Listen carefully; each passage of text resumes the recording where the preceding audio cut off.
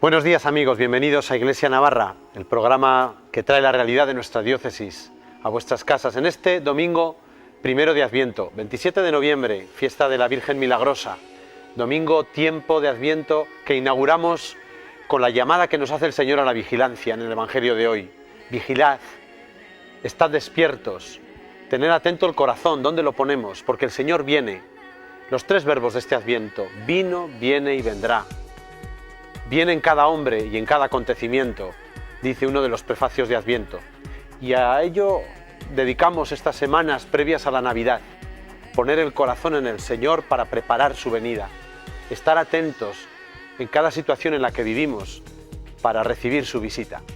Un tiempo nuevo que nos abre a la esperanza de saber que el Señor triunfa, que el Señor volverá, recapitulará la creación y la consumará. Y esto nos abre la esperanza a toda la Iglesia y a una llamada nueva a la evangelización, a transmitir al hombre la esperanza. Preciosísima aquella encíclica de Benedicto XVI, la Spe Salvi, que ahonda en este campo de la esperanza. Abrimos el tiempo de Adviento y con él un nuevo año litúrgico. El año A. Sabéis que el año litúrgico se divide en 3 años y este año lo iniciamos con el evangelista San Mateo. Y para hablar del año litúrgico está con nosotros José Antonio Goñi, delegado episcopal de liturgia. Buenos días, José Antonio. Buenos días, Alfredo. Porque, bueno, este año litúrgico tiene una característica especial, tenemos una novedad, sí, que es la nueva edición, la tercera edición del misal romano, que va a entrar, vamos a decir así, en funcionamiento ya de carácter obligatorio en todas las iglesias a partir del primer domingo de Cuaresma. Lo tenemos aquí, que nos lo has traído porque, bueno, ya lo veremos en cada parroquia. Cuéntanos un poco este misal, ¿por qué una nueva edición del misal? Para distinguir de que no es un nuevo misal, sino una nueva edición. El misal, después del Concilio Vaticano II, hace casi hemos celebrado el aniversario de la culminación del concilio en el 2015, hacía ya 50 años de que había terminado el Concilio Vaticano II, y después se inició la reforma litúrgica. Y en esa reforma litúrgica se reformó la misa y salió el libro para poder celebrar la misa. En el año 1970 salió esa, por así decir, primera edición del misal. Y en todas las tierras, en toda la gente, todas las conferencias episcopales tuvieron que traducirlo, porque el misal oficial sale en latín. Conforme fueron pasando los años, no habían pasado más que 5 años, y había que hacer modificaciones, cambios, añadidos, y entonces salió una segunda edición, la segunda edición oficial del misal en latín en el año 1975. En las diferentes conferencias episcopales hicieron los ajustes necesarios y pasaron años y años, y ahí pasaron muchos años, y en el año 2002, recogiendo un poco todo el fruto desde el año 75 hasta el 2002, salió la tercera edición del misal en latín. Y la Conferencia Episcopal Española no se había aún ajustado en su libro de celebrar a esa tercera edición oficial. Y sale ahora el misal ajustado a esa tercera edición oficial del misal, que se publicó, como digo, en latín en el 2002, aunque ahora el nuestro ya ha visto la luz en el 2016. Por tanto, nosotros estábamos celebrando la Eucaristía con el misal del año 75, la segunda edición en castellano, sí, ¿no? Con la edición en castellano, que tampoco es que tuviera muchísimos cambios esta versión del 2002 en lo que se requiere a celebraciones, porque sí que depende qué cambios, sí que los hemos ido añadiendo, la inclusión de San José en la plegaria eucarística, o algunos de los santos que se han añadido desde entonces, los hemos ido celebrando, aunque no estuviera publicado, claro, el misal. Por ejemplo, San Juan Pablo II y santos así, eso requiere siempre una renovación, claro. Continua. Sí.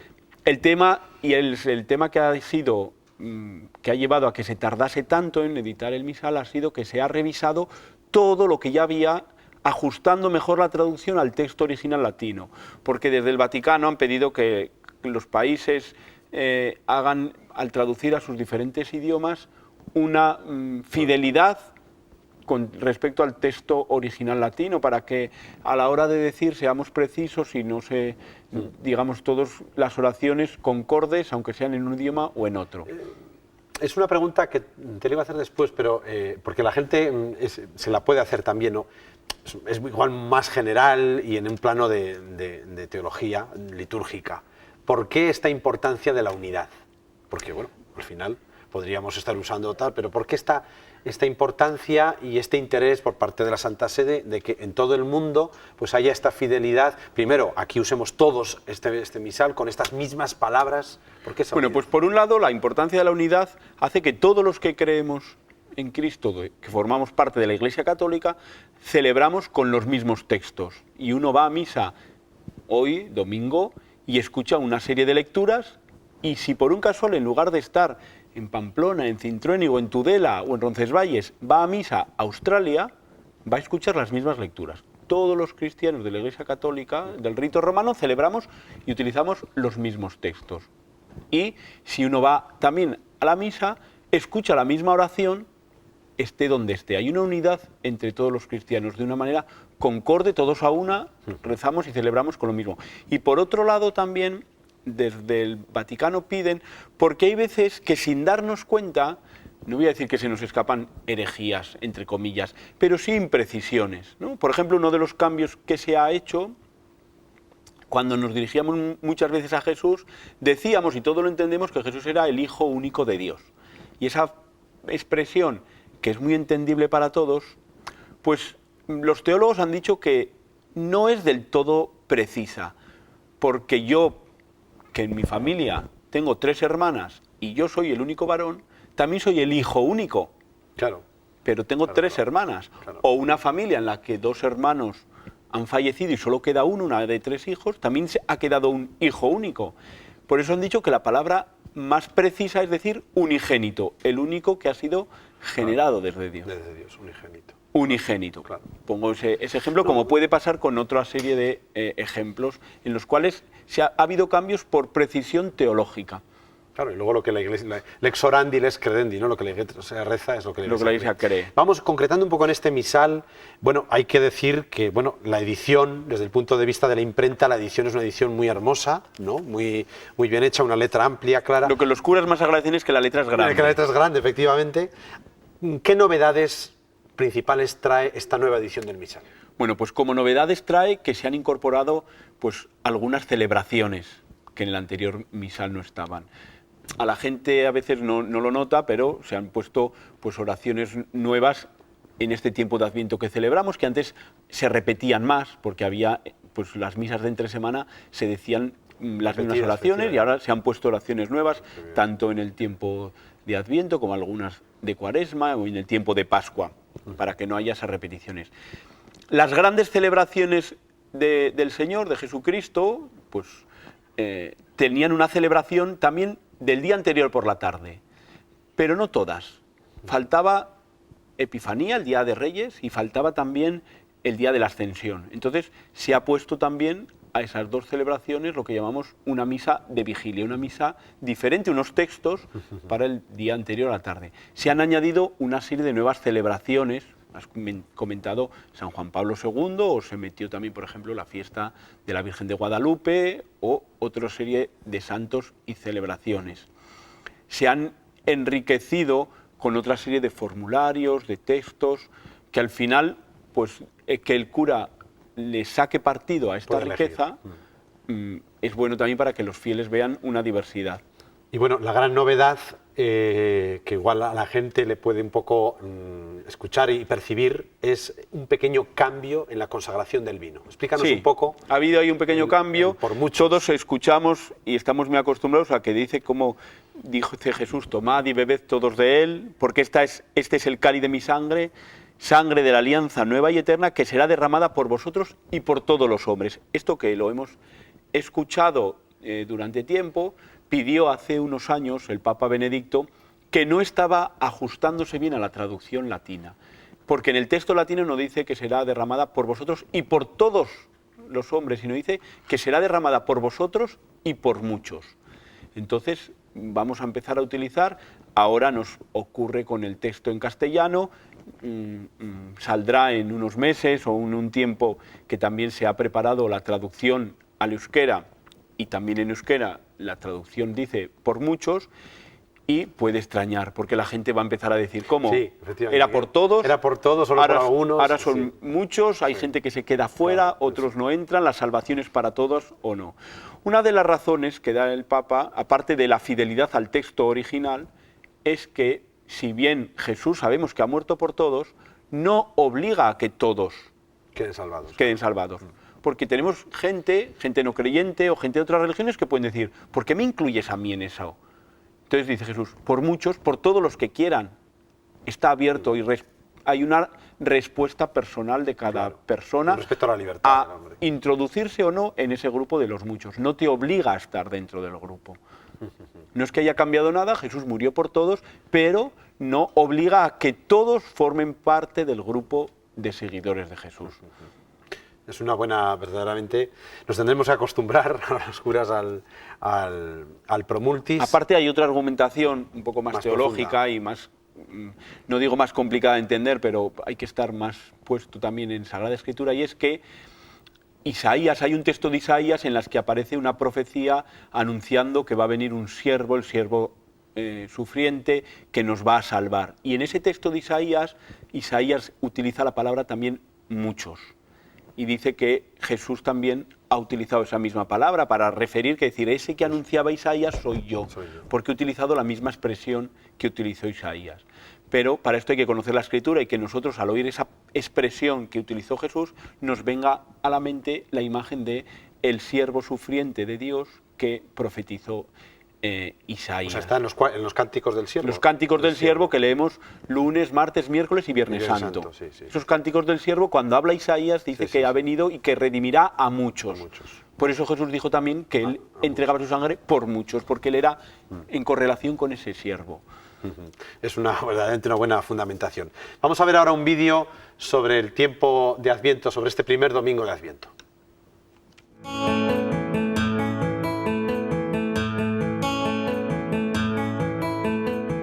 ¿Cuántas luces importantes encendemos y apagamos? Luces que nos hacen sentir bien. Luces que nos entretienen. Otras que nos sobrecogen. Las que nos dan calor y esperanza. Luces para jugar. Luces para curar, luces para limpiar, luces para despertar, luces para aprender, luces para ver. Tantas luces.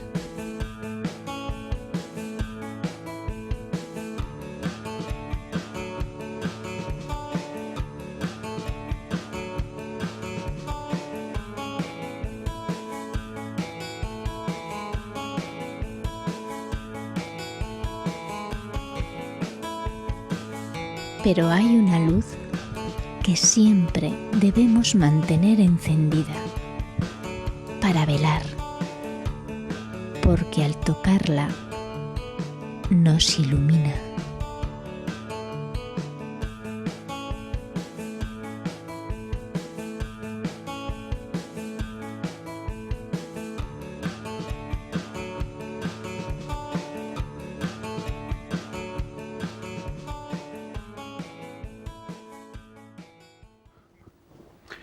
Estamos con el nuevo misal, la tercera edición del misal romano, que en este nuevo año litúrgico que hoy estrenamos se va a instaurar poco a poco, porque ya, lo decimos ya, José Antonio, será de uso obligado en la misa vespertina del primer domingo de Cuaresma.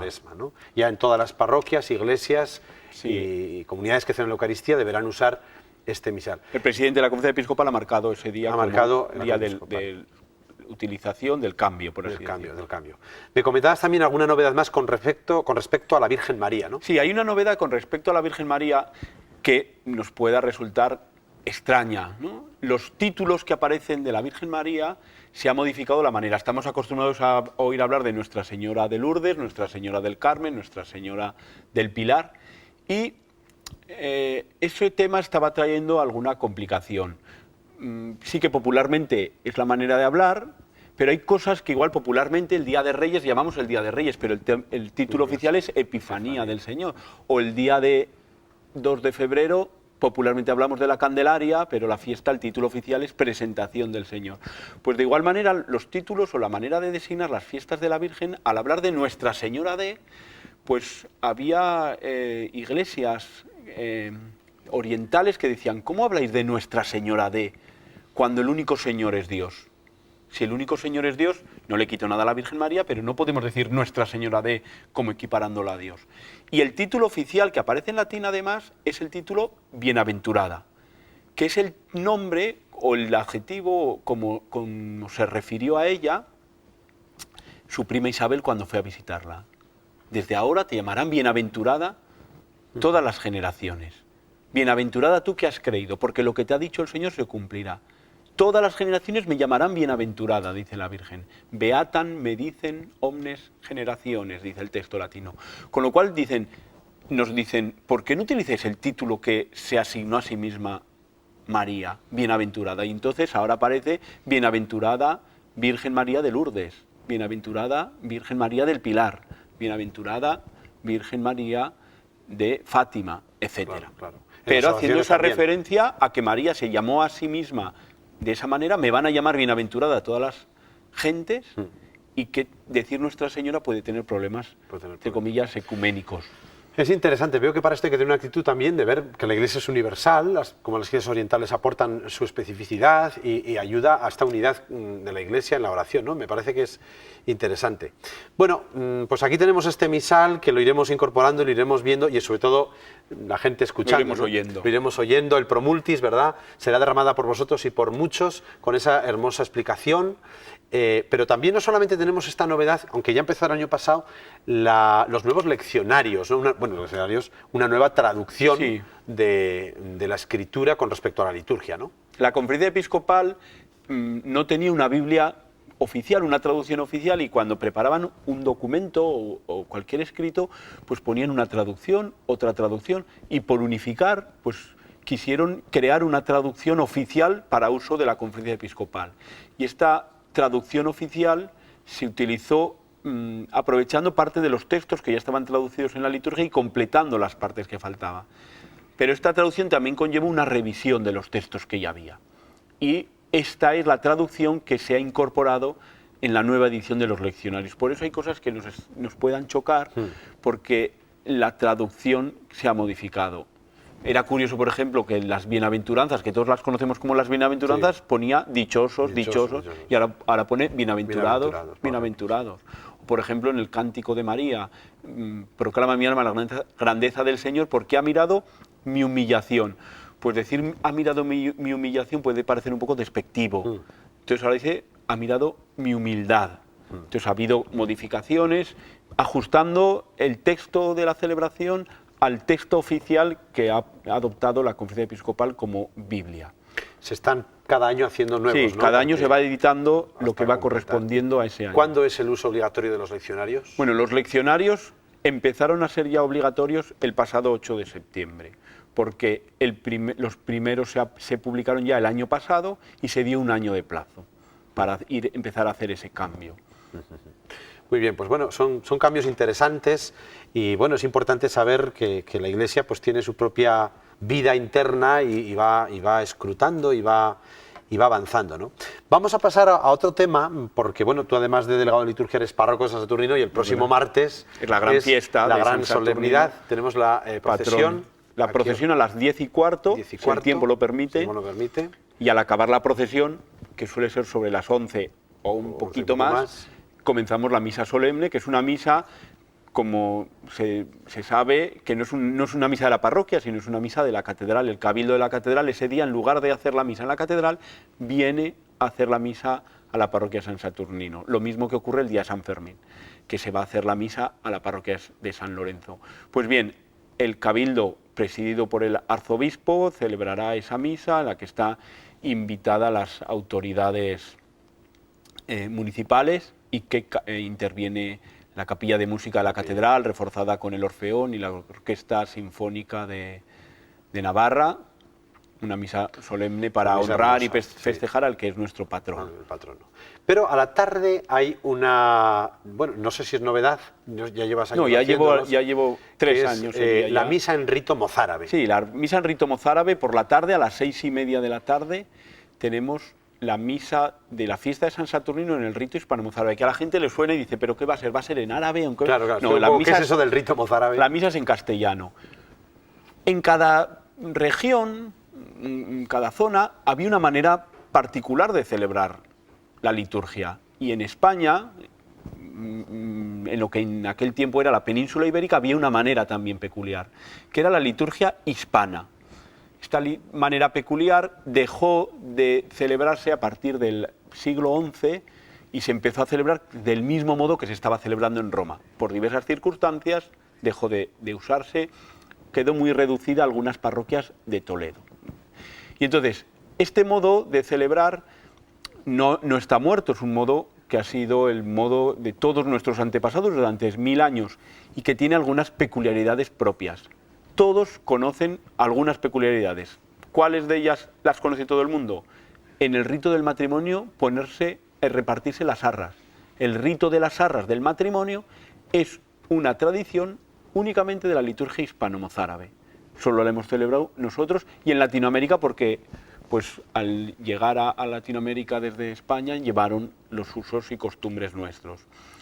O otro de elementos, por ejemplo, la famosa Virgen de la O que celebramos el 18 de diciembre, es una fiesta de tradición hispano-mozárabe. Y hay otras fiestas, hay pueblos en Navarra que tienen puesta sus fiestas patronales, aún sin saber lo que es, el día de una fiesta hispano-mozárabe. Por ejemplo, en Fustiñana, el 6 de agosto es la fiesta de los Santos Justo y Pastor, que es una fiesta del rito hispano-mozárabe, o hacen fiesta en Andosilla el 7 de enero de San Julián y Santa Basilisa, que son también unos santos del rito hispano-mozárabe, u otros tantos. Y uno de los santos que figura también en el rito hispano-mozárabe es San Saturnino, porque llegó hasta Toulouse el rito. Y entonces, basta que ese día en la parroquia hay misa cada hora, pues una de ellas rescato y la cantará es larga, el coro parroquial. Bueno, así a grandes rasgos, nos queda poco tiempo, pero a grandes rasgos, como 45 minutos era. 45 minutos. Lo que más llama la atención es que tiene más gestos, más símbolos que nuestra propia celebración. Entonces a la gente le llama la atención toda esa serie de gestos, de símbolos. Muy bien, bueno, pues invitados quedan todos los que puedan, por supuesto a la mañana, ¿verdad? A la mañana la procesión tradicional. Y esta será a las 6:30 por la tarde. Y 6:30 por la tarde, misa en rito hispano-mozárabe. He de decir que no es una misa larga porque a las 7:30 hay otra misa. Hay otra, entonces hay que acortar. hay que acortar. ¿La celebras tú? Celebraré yo. Y muy bien, pues es interesante saber estos ritos, pues porque a veces, bueno, pues no pensamos que solo existe lo nuestro, pero la Iglesia es amplitud, la liturgia también es una expresión de la riqueza de la Iglesia, ¿no? Claro que sí. Pues muchas gracias, José Antonio. Gracias, Alfredo. Ánimo con la tarea litúrgica, que es una tarea importante como delegado, ¿no? Animación litúrgica en la diócesis, y esperemos que, bueno, pues que poco a poco las parroquias y comunidades vayan conociendo este misal y rezándolo, porque es para eso, ¿no? Para rezar para la celebración eucarística, que es la gran oración de la Iglesia. Gracias. Muy bien, pues queridos amigos, terminamos este programa y os animo a vivir apasionadamente este tiempo de Adviento. Esta semana San Saturnino, el martes, gran fiesta en Pamplona, y en el resto de Navarra también en la Eucaristía haremos gran memoria de este evangelizador, obispo evangelizador. Hasta la semana que viene y buen Adviento a todos. ¿Puede un país afrontar por sí solo las dificultades que produce la emigración forzada? Debemos pasar de la indiferencia y del miedo a la aceptación del otro. Porque ese otro podría ser tú o yo. Súmate conmigo en esta petición. Que los países que acogen a gran número de refugiados y desplazados sean apoyados en su esfuerzo de solidaridad.